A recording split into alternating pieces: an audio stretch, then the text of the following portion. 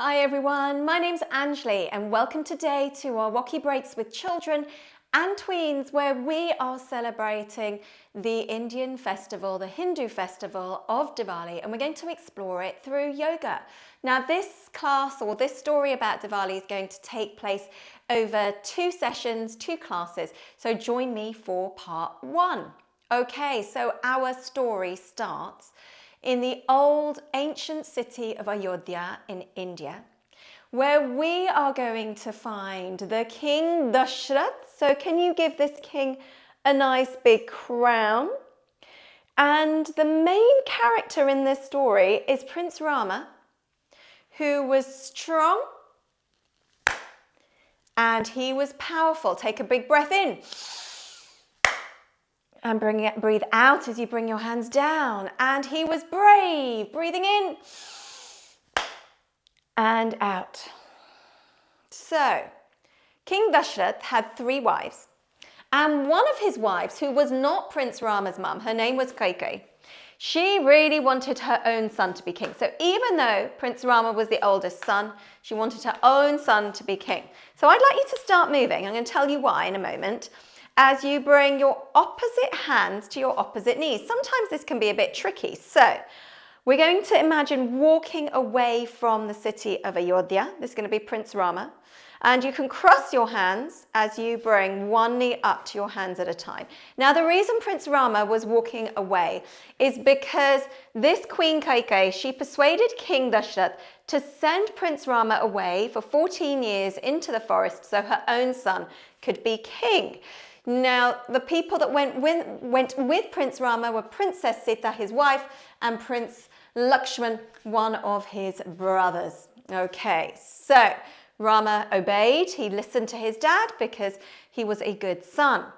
Now, the 3 royal people, the Rama, Sita, and Lakshman, they lived in the forest for many, many years. So they lived in a little cottage. I'd like you to make the roof of the cottage here as you put your hands down to the floor, spread your fingers apart, stretch out your legs, have your shoulders really, really strong, your arms strong too, and can you look down between your hands and look down between your legs? This is the roof of the cottage.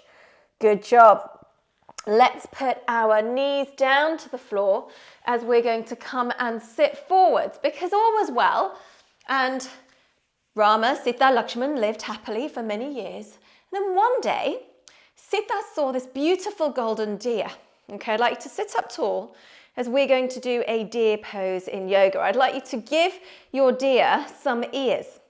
Then I'd like you to see if you can cross your deer legs. So put one leg over the other. And we're going to be this deer who's sitting very still or stands very still. And then very slowly, deers look around to check for danger in one direction, then come back into the middle, take a big breath, breathe out as you look around the other way. Good, okay, now can you see that we have been seated, you can see, with one leg over the other. I wonder if you can swap those legs round. Oh, you can put your hands down if you need to, but that's fine. Have a nice stretch, sit up tall, and we're going to do that deer looking round one direction.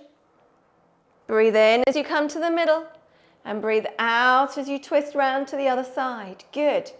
Now, Princess Sita really didn't ask for much. So Prince Rama said that it agreed to go and find that lovely golden deer and Prince Lakshman went with him.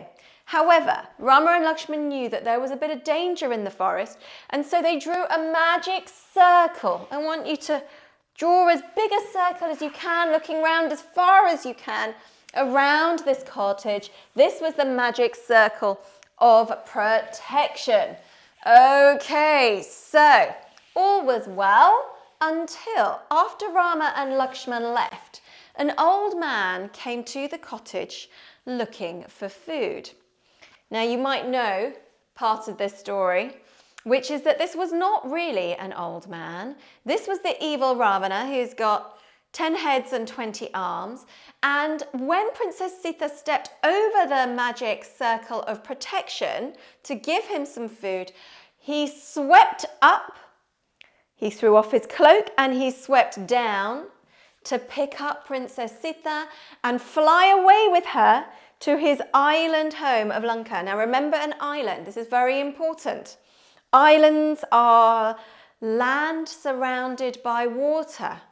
Okay, it's not easy to get to them unless you can fly or unless you've got a boat or something like that. So breathe in as we're flying away with Princess Sita and Ravana to Lanka. Breathe in and out. And here we go. I wonder what's going to happen next. Maybe you know in the next part of our class. For now, I would like you to close your eyes, take a deep breath in and out. As we put our hands together, open your eyes and we say Namaste. I respect you as I know you respect yourself and all other living things, people and beings. Join me for the next part of our Diwali story, where we find out what happens to Sita, Ravana, Rama, Lakshman, and some other characters too. Thank you, and I look forward to seeing you soon.